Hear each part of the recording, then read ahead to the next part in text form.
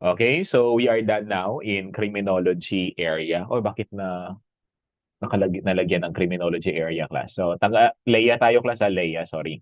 So, Leia, that is, hindi ko pala napansin. So, Leia, that is 15% lang of the total calculation ng grade ninyo. So, ang subject natin for today is Introduction to Industrial Security Concepts. Okay, again, ulitin natin. Ang ating subject for today is the Introduction to Industrial Security Concept on Leia. So, syempre, ang Leia is medyo, sabi nila mahirap, pero hindi naman. So, isa-simplify natin ang subject na to para mas madali ninyong maano. So, move on na tayo sa criminology area. So, focus na tayo ngayon sa Leia. Okay? So, medyo dahan-dahanin lang natin konti kasi yung iba is humahabol pa. Yung iba hindi pa nakapag-take. So, kailangan nag-take. So, make sure na nasend nyo na yung ating, yung scores ninyo. Okay, so ang ating TUS under the Introduction to Industrial Security Concepts, so merong 7 na questions na kukunin dito, class. Again, merong 7 na questions na kukunin dito under Introduction to Industrial Security Concepts. Pero again, hindi ibig sabihin 7 lang talagang lalabas. Kasi alam niyo naman, ang gumagawa ng question sa Leia ay si Honorable Warren. Si Honorable Warren is same with me na CSP rin, Certified Security Professional. So kaya most likely class, minsan nabibigla yung mga examinees kasi maraming lumalabas talaga sa security. Siyempre yun ang expertise niya eh.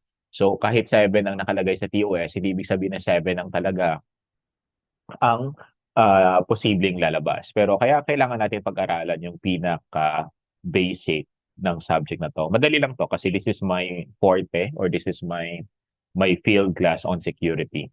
So dito sa 3.1, we will explain the Republic Act number 11917 related to the operation and management and practice of profession.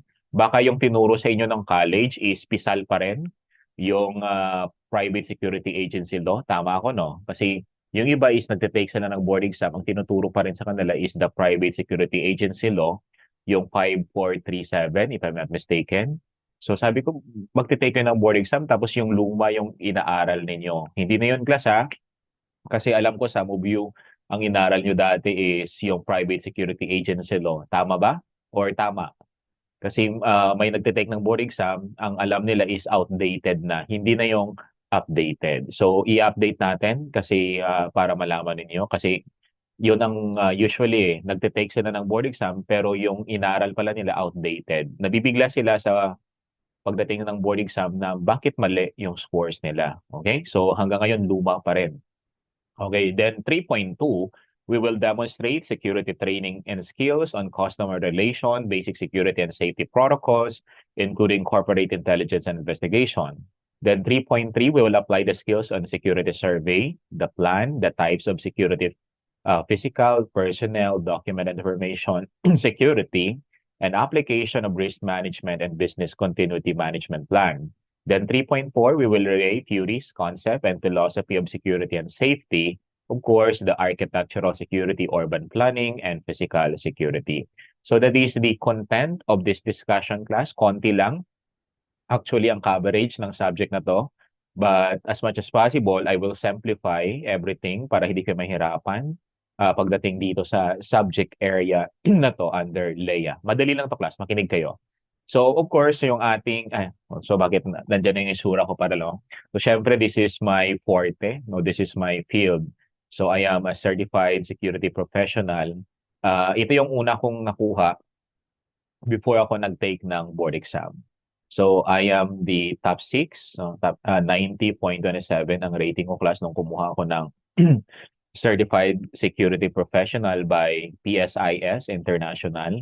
So, 90.27. So, ako yung pinakabata dyan before. 20 pa ako dyan or 21. Hindi ko alam. Okay. So, dati yan class. Tingnan mo. Kasi masyado akong bata. So, yung mga, ang kasamaan ko dyan na nag-take, ay ang top 1 namin, si Attorney Shashanko. Sila, lahat ng mga kasamaan ko dyan are or all professionals, mga dean sila, mga abogado, members of armed forces, lahat-lahat. So, thousands kami ang nag-take the time. Tapos nabigla sila during awarding. Bakit may nakasali na bata? Okay, so nabigla sila the time, no? So, pero again, that is part of my, ano naman yan, experience na ano. Kumbaga kahit bata ka, so kaya tahimik lang. Pero syempre, nung lumabas ang result is nakapasok sa top 10. Madali lang ang security kasi.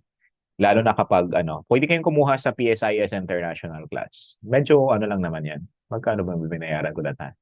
Umabot ata ng 15,000 lang. Okay, sige.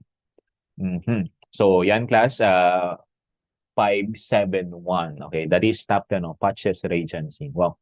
So, that is my expertise pagdating sa security. So, medyo natalo lang ako class pagdating sa security survey kasi bata ako. Sila mga medyo may ano na, may-ari na ng mga ano, sa mga top level.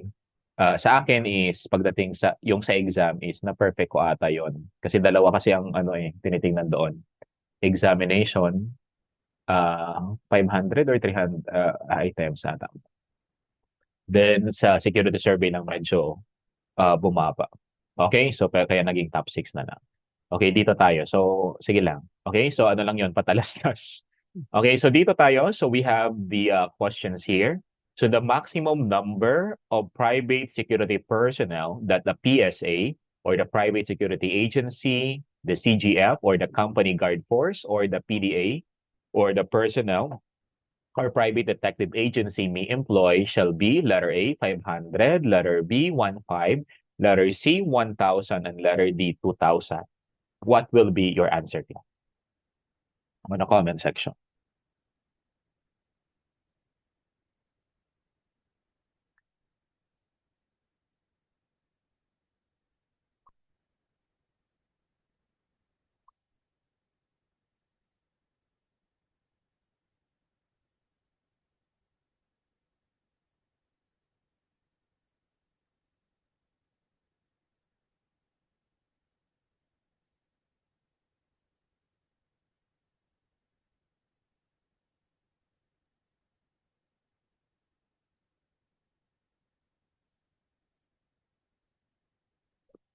Okay, so yan.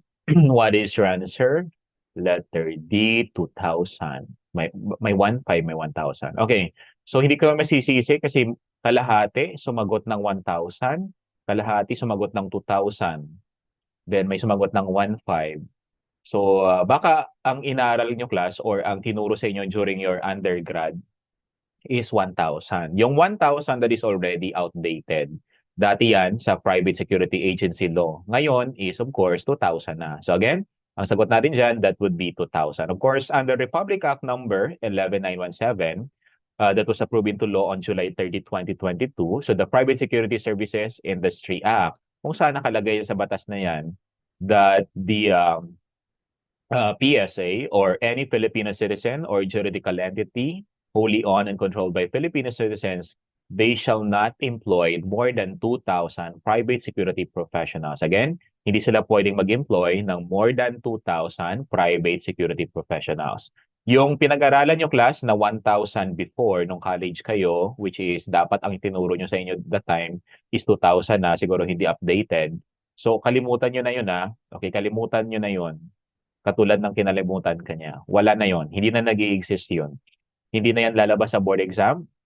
So again, under the law, so the private security agency, the company guard force, or the private detective agency class, under the new law, under Republic Act 11997, they are allowed to employ. Pero again, dapat not more than 2,000 private security professionals. Nakuha niyo ba? Okay, so kalimutan nyo na yung 1,000 ha. Or kalimutan nyo na yung 500, 1,500, kung ano mang tinuro sa inyo. Basta ang lalabas sa board exam, of course, 2,000. 2022 pa yung batas natin na to class. Again, 2022 pa yung batas natin na to. So matagal na kayo gumraduate no, dapat updated na. Okay? May minimum rin ba coach? Of course, ang ano na so i-discuss natin mamaya ang minimum and of course the maximum. Basta ang maximum is 2,000 dito. Nakuha ba? Okay, so ay okay na bumalik yung sakit. Grabe naman. Okay, so again, that is letter D. Wala nang violent reaction. Outdated ba yung power notes mo noong 2022?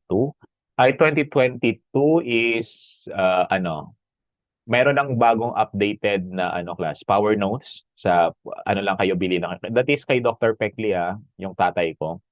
Yung sa akin naman is ako yung author ng Final Retainer Notes class. Okay, Final Retainer Notes, that is my book. Pero yung Power Notes class is for Dr. Pecli. Okay, so again, that is letter D, 2,000. Okay na tayo? 2,000 na. Okay, so yung Power Notes, Donaire, ano pa rin yun? Pwedeng po pa rin basahin. Pero kung gusto ninyo, yung updated, meron namang bago. Okay na? Okay na? So wala nang violent reaction sa question na to? Wala na?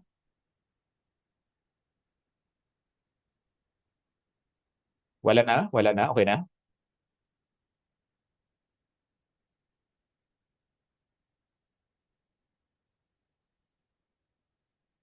Okay na, okay na. Okay, good. Okay, so wala na yung violent reaction. So kalimutan nyo na yung dapat kalimutan. Okay, so we have the LESP and the LTO. Donaire, can you read ano yung kaibahan ni LESP and of course LTO, which is paborito sa board exam? Okay, pakibasa muna.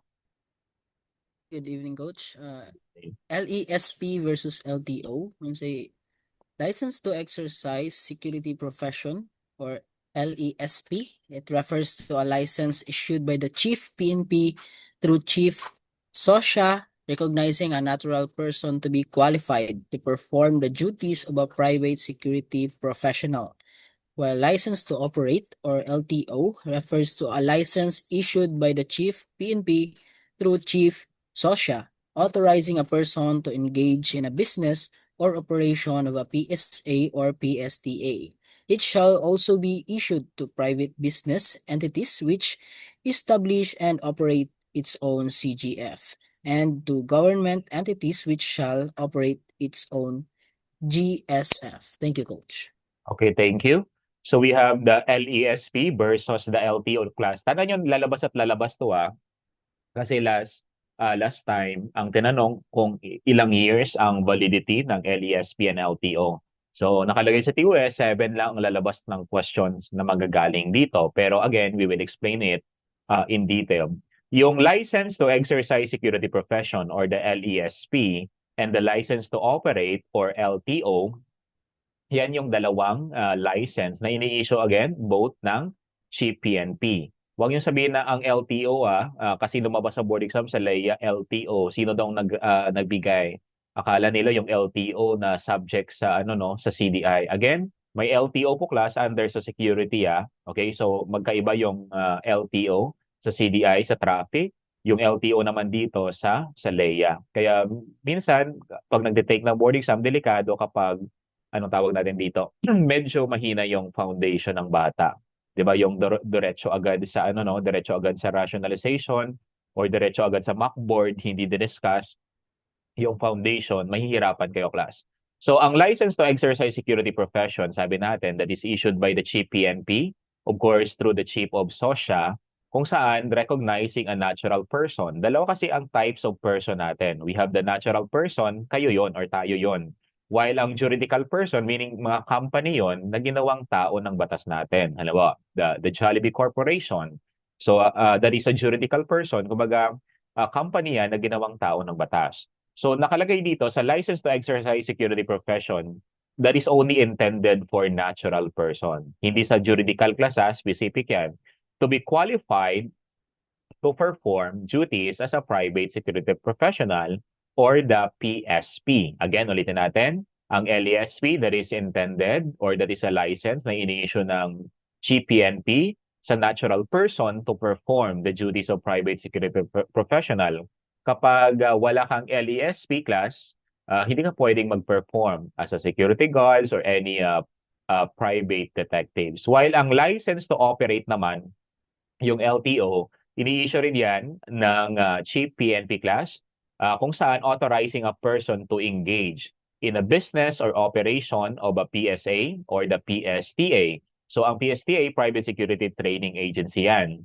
So it has also be issued to private businesses entities which shall establish and operates its own company guard force and to government entities which shall operate its own government security force.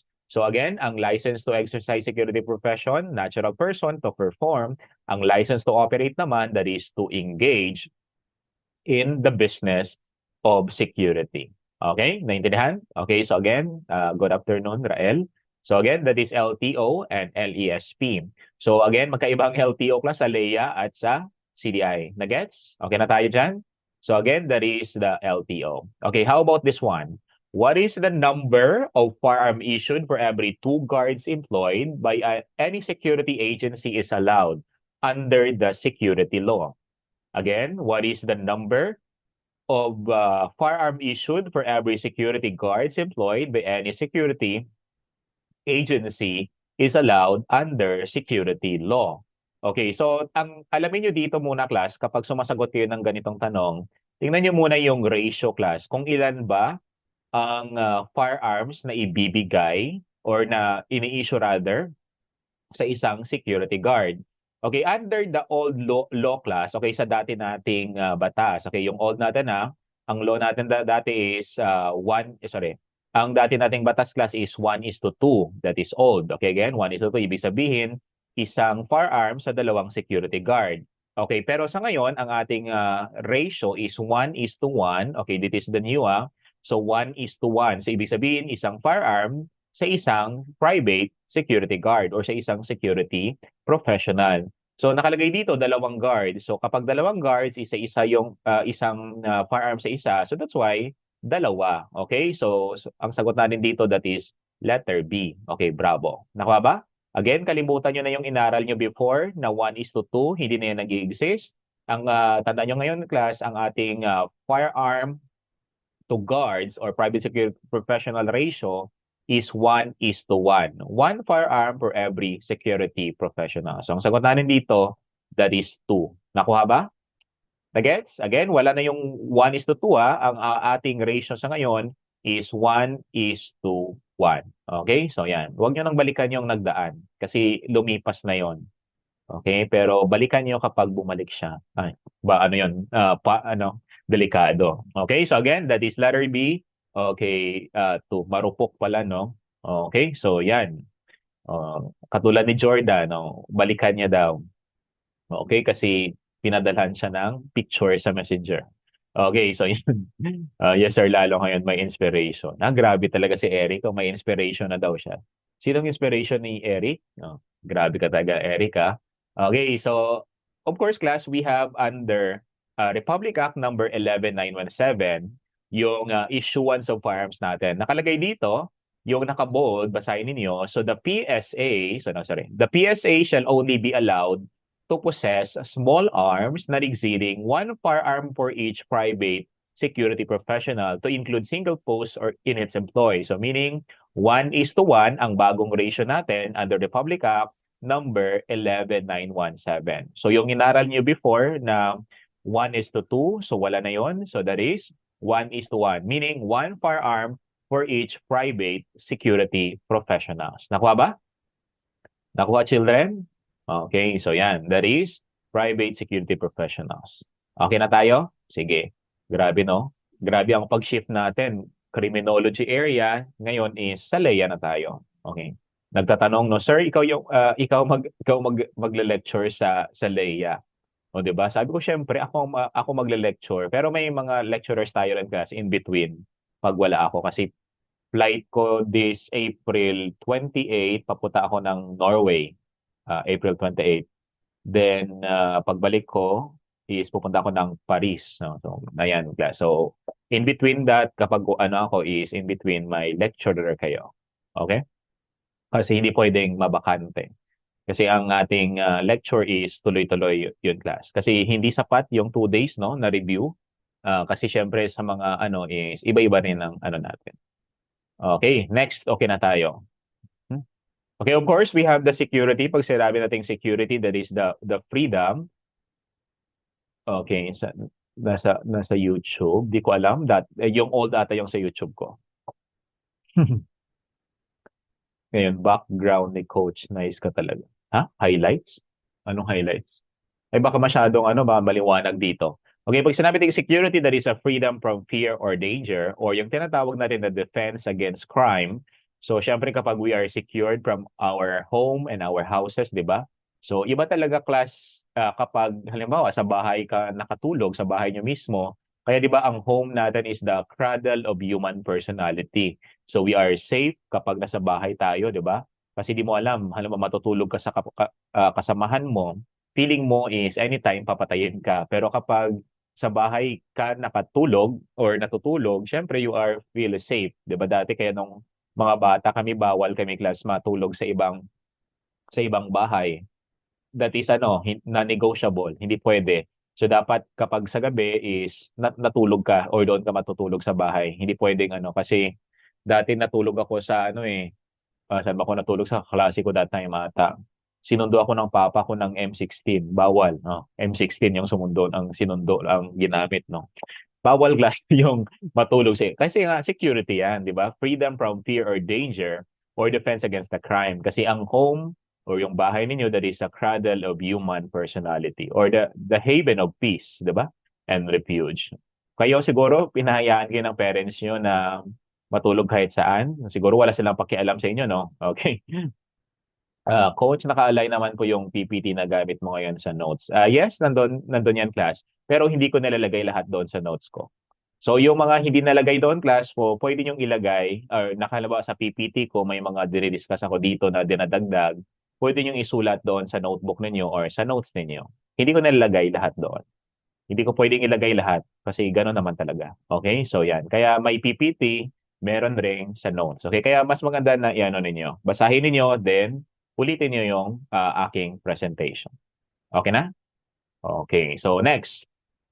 This question. So, how is one classified if he steals primarily because of irresistible urge due to unexpected opportunity and little chance of detection?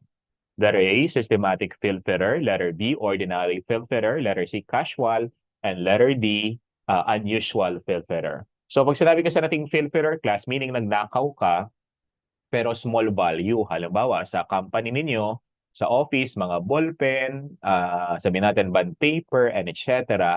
So what kind of filterer is that? Okay, kasi because of the opportunity and irresistible urge. So syempre ang tawag sa'yo is of course casual filterer. Okay, dalawa lang naman ang types of filterer na meron tayo.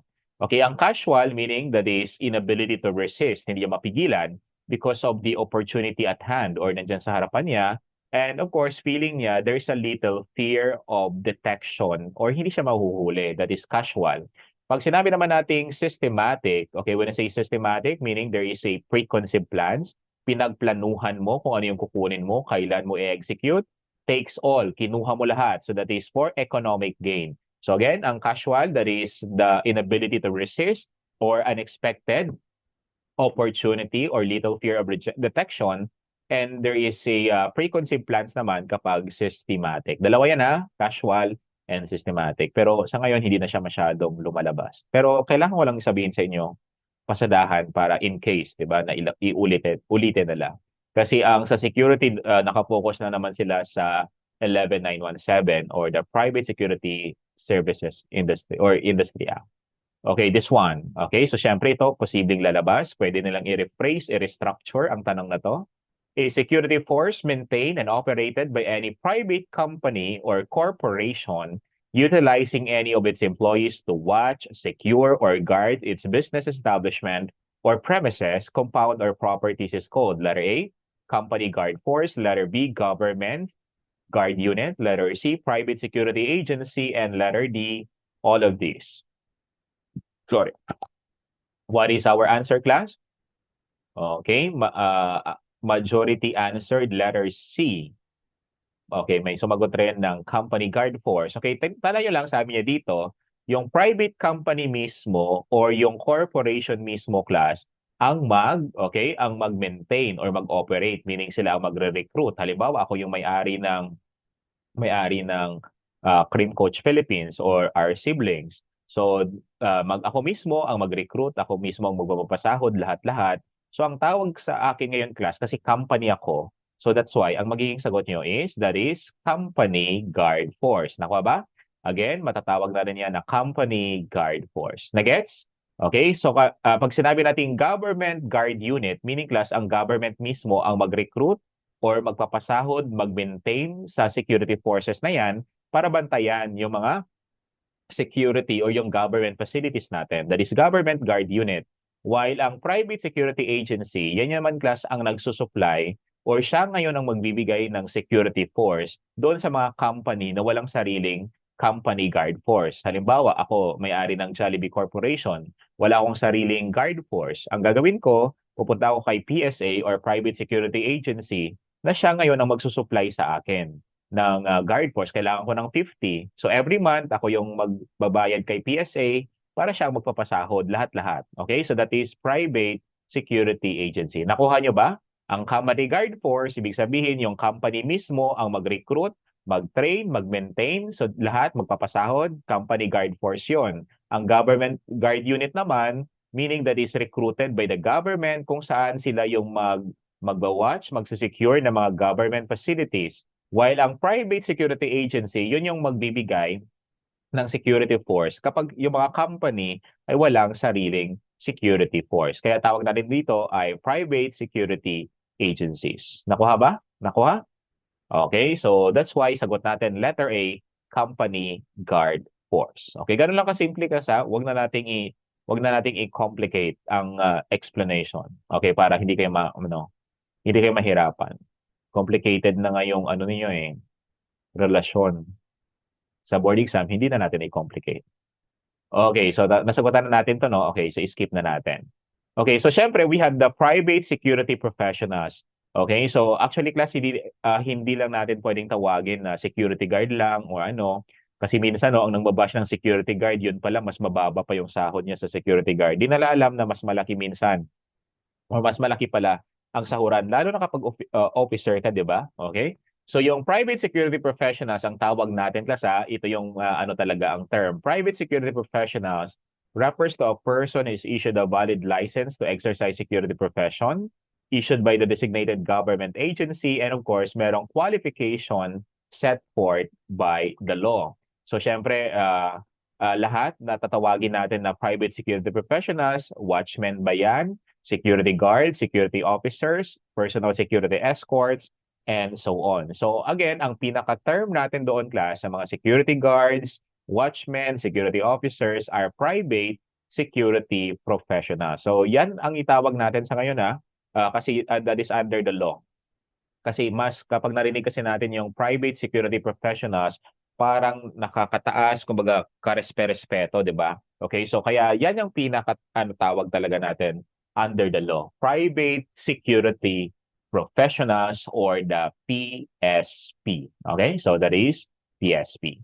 So syempre, we have the private security agency na explain ko na kanina. That is any Filipino citizen or juridical entity wholly owned and controlled by Filipino citizens. Tandaan nyo class sa board exam, itatanong dyan kung pwede ba magmay-ari ang foreigner ng isang private security agency. Anong isasagot nyo? The answer would be no. Bawal hindi pwedeng magmay-ari ang foreigner ng security agency kasi nilabas na yan last time sa board exam. Kasi under the law, nakalagay dito, any Filipino citizen or juridical entity wholly owned. Again, wholly owned and controlled by Filipino citizens, lalong-lalo na ang kanyang company is security. Hindi naman pwedeng bibigyan natin ng access yung foreigner sa security natin. So, Filipino citizen, dapat wholly owned and controlled by Filipino citizen. May organize a private security agency, pero syempre, dapat they should not employ more than 2,000 private security professionals as defined by law. Bakit hindi pwedeng sumobra ng 2,000 PSP ang pwedeng i-recruit ng PSA class? Halimbawa, 2001, 2002. Bakit hindi pwede? Kasi class, nagbibigay ka na or nagki-create ka na ng sarili mong police force, di ba? Okay, so hindi pwedeng nagki-create ka na ng sariling police force kapag sumobra ng 2,000 private security professionals. Kapag dual citizen, syempre ibang usapan na 'yon. Ano lang, Kapag citizenship kasi class, ano na yan, hindi ibig sabihin na dual citizenship siya. Halimbawa, Dutch siya and Filipino. So still, Filipino citizen pa rin yun. That is allowed. Okay, by law. Okay, so yan. So basta Filipino citizen, okay yon. Okay? So ang hindi lang doon pwede is kapag wala siyang citizenship sa Pilipinas, okay? Tapos nagmamay-ari siya ng private security agency that is not allowed by law. Paano kung nagkulang yung 2,000 coach? Okay, wala namang problema kasi nakalagay naman dito not more than. Okay? Hindi ibig sabihin na complete. Nakuha? Again, nakalagay dito not employ more than 2,000. Nakuha? Yung 2,000 that is the maximum na. Nag-gets nyo? Nag-gets? Okay, so that is under private security agency natin. Okay, yung PSA operator or licensee, pag asawa niya coach Filipino, then sila may-ari, consider po ba yon? Ay, hindi pwede. Kapag foreigner siya tapos ang misis niya is Filipino, hindi rin allowed. Okay? Unless na lang ang may-ari yung misis niya na Filipino citizen. That's the time.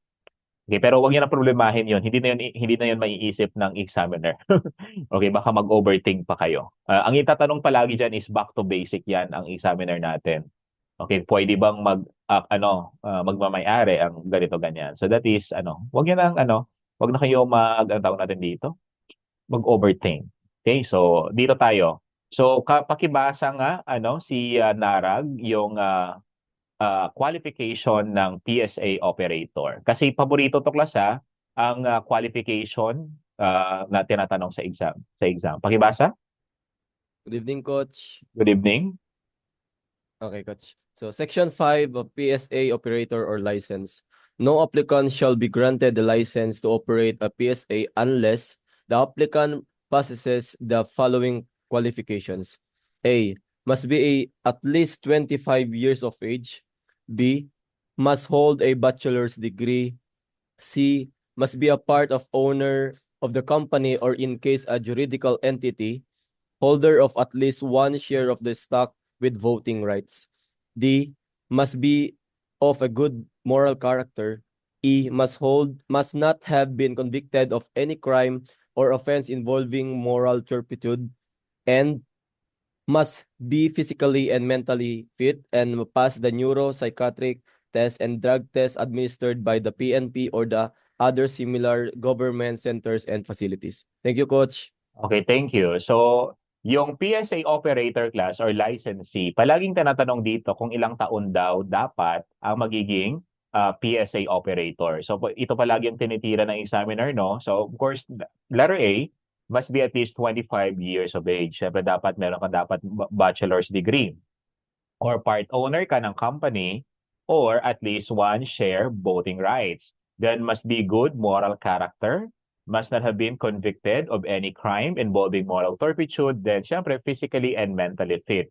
So yan ang qualification ng PSA operator. Palaging tinatanong ng examiner, di ba, the following are the qualifications of a PSA operator except ano yung hindi kasali. So dapat always yung tandaan, yung age niya class, and of course yung bachelor's degree, then part owner. So yan ang ating qualification ng ating PSA operator or the licensee. Then we have the license to operate or the LTO kanina. So that is required. So that is required class by the Chief PNP. Siyempre, ang nagbibigay niyan is the Chief PNP. So the license to operate, meaning that is to engage. Okay, na-explain na natin kanina. Then the period of validity, which is paborito ng examiner, okay, yung ilang years, paulit-ulit to na tinatanong, no? The period of validity of the license to operate or LTO, that is valid to the maximum period of 5 years. Again, ulitin natin class. Yung validity ng LTO class, that is valid for a maximum period of 5 years subject to the renewal. Siyempre, mamaya ikikita ko sa inyo kung ano yung mga qualification or requirements rather for renewal. Basta ang tanan nyo, that is maximum of 5 years ang validity ng LTO natin, which is paborito yan na tanong. Okay, dito naman, the issuance of firearms. So kanina, ang napag-aralan ninyo is 1:2.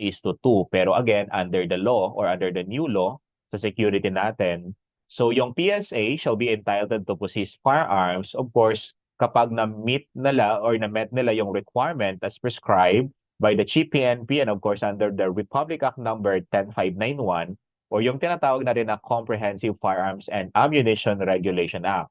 So nakalagay dito specifically, yung PSA class shall only be allowed to possess small arms. Again, to possess small arms not exceeding one firearm for each private security professional to include single post.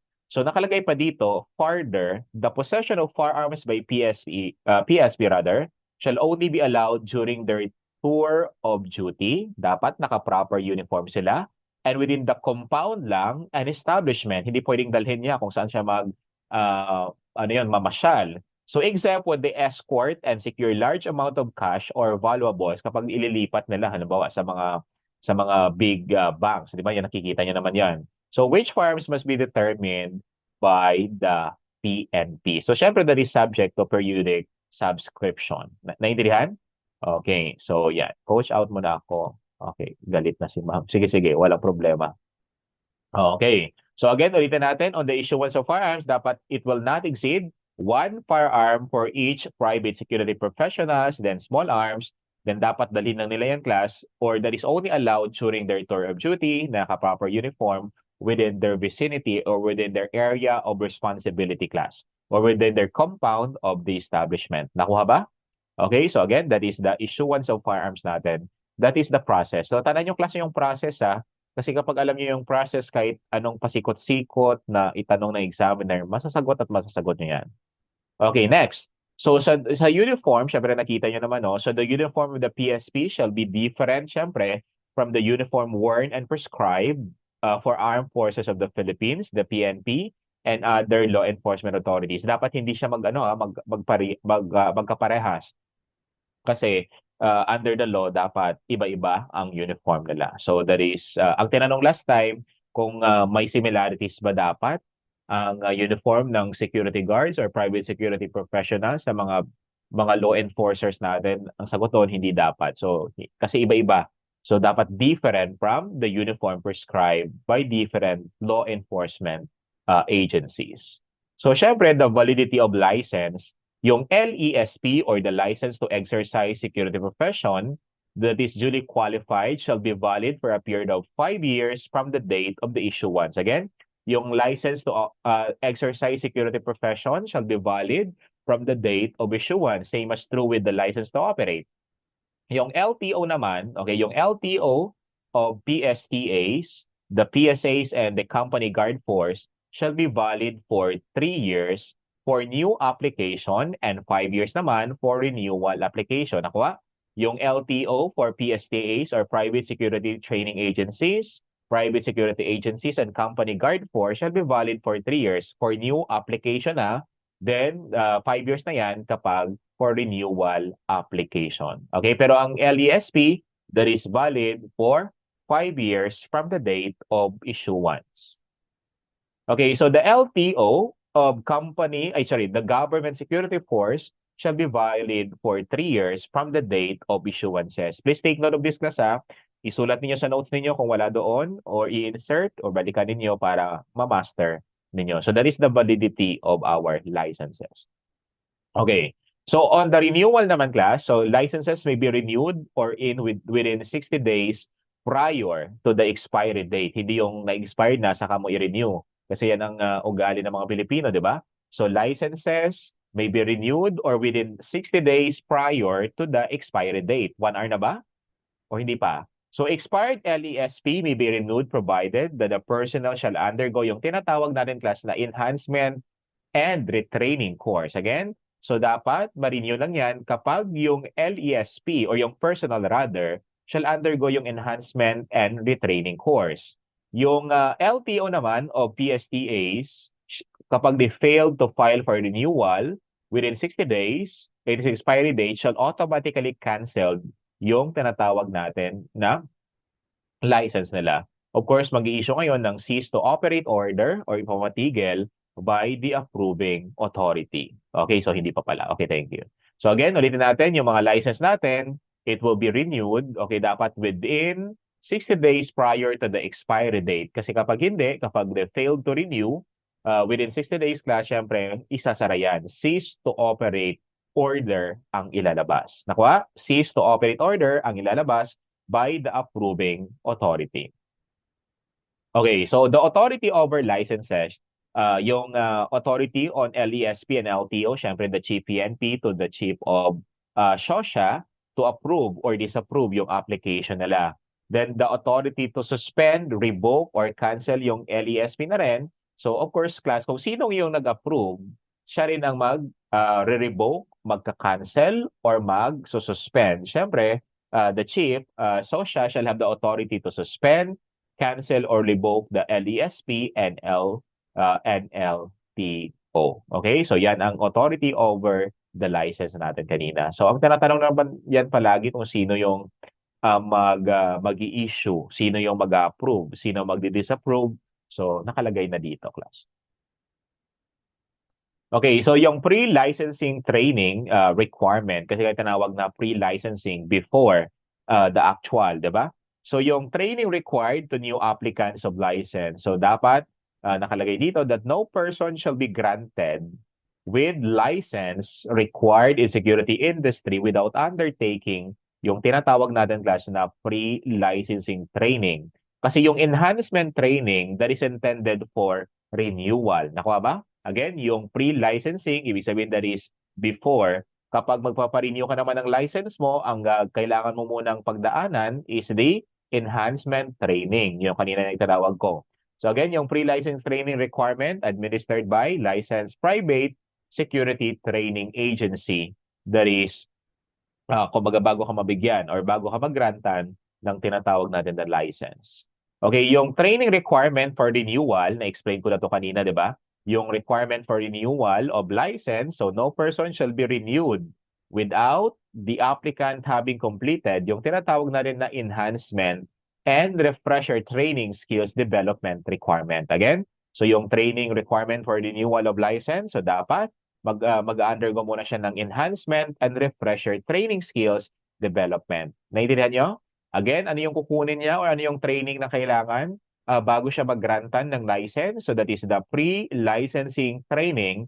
Kapag paano naman for renewal or bago ma-renew, kailangan niya muna mag-undergo ng tinatawag natin na enhancement and refresher training. Nakuha? Okay? Okay pa ba kayo dyan? Okay pa?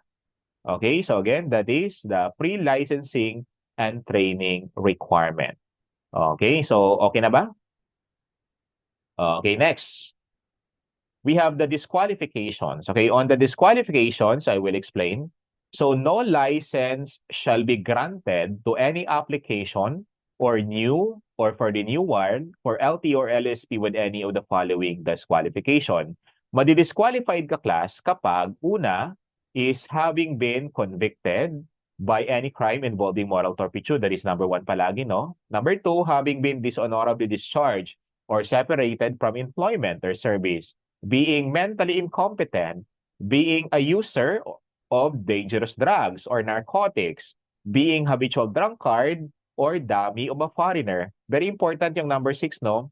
O kumbaga kunwari, ikaw ang may-ari na Filipino citizen, pero yun pala class, dummy ka lang. Meaning, ikaw lang yung front. Ang nagmamay-ari pala talaga is a foreigner. So that is the disqualification class. Again, it shall not be granted kapag na-met mo yung mga disqualification na ito. So lalong-lalo na yung number 6 kasi dapat under the law, it must wholly owned and controlled by Filipino citizens. Naintindihan? Okay, so that is the disqualification. Sabihan nyo ako kapag 1 hour kapag para naka-dinner break kayo at para makakain na rin ako. Kasi kape yung parang nagutom na rin ako 4 minutes na. Okay. Sige. So yung categories of private security training. So syempre we have the pre-licensing training programs kanina. Na sinabi ko, syempre, ano yung ginagawa class sa pre-licensing training program? So it includes training for academic programs and courses. Ang purpose yan or ang objective niyan is to indoctrinate the individual with the skills and educational background necessary in the effective exercise and the performance of his security profession. So again, ang purpose ng pre-licensing class is indoctrinate siya ngayon sa mga skills and of course yung kinakailangan niya ng mga information in the performance of security profession. Kasi may mga ano rin yan, may mga kailangan na matutunan class. Lalong-lalo na kapag limited yung alam niya pagdating sa security. So pre-licensing training programs ang ginagawa natin dyan. Then ang refresher training programs naman or yung enhancement. So these are periodic and non-periodic training programs and courses designed to, okay, to reinvigorating or developing the skills and knowledge that were previously gained while in the exercise of one profession as a matter of experience. So meaning class, ang refresher, meaning baka sa ilang years niya na piniperform ang kanyang function as security officer or as a private security professional, baka nakalimutan niya na yung mga basic knowledge or yung mga basic skills. So yung refresher, meaning babalik siya ngayon sa basic or babalik siya ngayon sa mga basic na skills or mga information ngayon na knowledge na kailangan niya. So baka masyado na siyang complacent, patulog-tulog, 'di ba? Okay, kaya 'di ba yung mga sa security natin or tawag natin, 'di ba, baka masyado na siyang ano 'yun? Namimihasa. So hindi niya hindi niya nakakalimutan niya na yung mga basic na skills na kailangan i-perform ng isang private security professionals. So of course that is mandated periodic service training. Dapat ang mag-initiate yan class by employer security agency. Kung sino ang nag-ano sa iyo, nag-recruit sa iyo, so magbibigay ng refresher training, so dapat ang mag-initiate niyan is yung employer mo mismo. Syempre for renewal and individual security licenses. So lahat-lahat yan class is kailangan pagdaanan. So again, yung pre-licensing, so ayun ang kailangan ngayon para ma-indoctrinate siya kung ano yung mga skills na kailangan niya para maging effective security professional. Yung refresher training naman is to reinvigorate or i-refresh yung mga skills and knowledge na natutunan niya during the course of his duty. Okay? Para back to basic naman. Naintindihan nyo? So again, that is refresher training programs natin. Okay. Okay, so mag-break tayo na muna, no? Okay, so para we will continue after the break. Okay, sige. Okay na ba? Okay, so 12:30. So babalik tayo ng 1:30. Okay. Kumain na ba kayo? Wala pa.